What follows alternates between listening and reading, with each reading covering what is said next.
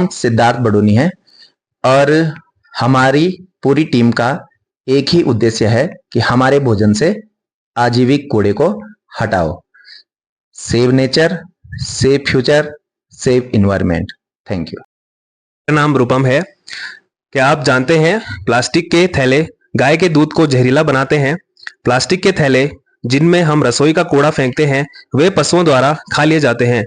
जो गाय व भैंस प्लास्टिक के थैले निगल जाती हैं उनके द्वारा विषाक्त दूध दिया जाता है और प्लास्टिक निगलने से वे जल्दी मर भी जाते हैं। हमारे साथ खड़े हों, प्लास्टिक की थैली को ना कहिए। Save environment, save future, save nature. Thank you. Krishna है। क्या आप जानते हैं थर्माकोल के कप जानलेवा होते हैं?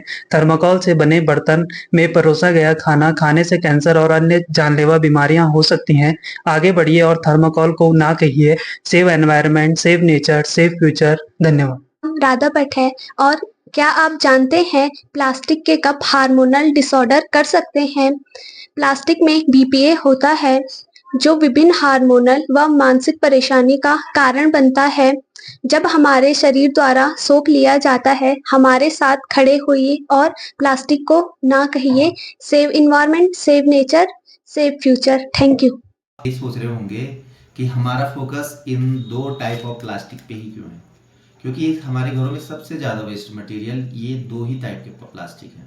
ये जो पहला प्लास्टिक है ये फर्स्ट टाइप ऑफ प्लास्टिक है जिसे हम पीईटी कहते हैं, जिसमें क्या होती है आपकी बिस्लेरी की बोतलें, सोडा की बोतलें या फिर कोल्ड ड्रिंक्स की बोतलें जो सारी हैं वो फर्स्ट टाइप में आएंगी। और जो ये दूसरा वाला है ये आपका फोर्थ टाइप ऑफ प्लास्टिक है, लो डेंसिटी पॉलीएथिलीन। ठीक है, तो जो भी प्लास्टिक इस तरह से फोल्ड हो जाते हैं ये एलडीपी के अंदर ही आते हैं। इसके एग्जांपल हम क्या क्या देख सकते हैं? इसके एग्जांपल ये वो हमारे जो ये चिप्स के पैकेट हो गए, कुरकुरे के पैकेट हो गए, हमारे घर में जो कैरी बैग्स आते हैं जिनका हम सब्जी वगैरह लेके आते हैं प्लास्टिक की, वो हो गए। और इसके अलावा जो भी प्लास्टिक ऐसे फोल्ड किया जा सकता है वो उसके अंदर आ जाता है। तो ये जो प्लास्टिक है सबसे बड़ी बात ये कि ये दोनों रिसाइकिल हो सकते हैं और रीयूज किए जा सकते हैं, इसलिए हमारा फोकस इन पे है। और सबसे ज़्यादा जो हमारे आसपास कचरा फैला हुआ होता है यही प्लास्टिक होता है, दोनों के दोनों, और बीमारियों की जड़ भी यही होती है। अगर कोई पशु, पक्षी या फिर बंदर वगैरह कुछ भी इनको खा लेते हैं, क्योंकि हमारा ये फोकस तो रहता ही नहीं है ना कि इनको इस तरह से सेपरेट किया जाए, इन दोनों को अलग से सेपरेट कर दिया जाए और इनको अलग रख दिया जाए। हम तो जो कुरकुरे का पैकेट आया उसको फेंक दिया, बच्चे ने कुरकुरे खाया, कुरकुरे खाने के बाद में उसको फेंक दिया, या फिर चिप्स खाने के बाद उसको फेंक दिया और वही सुबह झाड़ू के साथ में डस्टबिन में डाल दिया।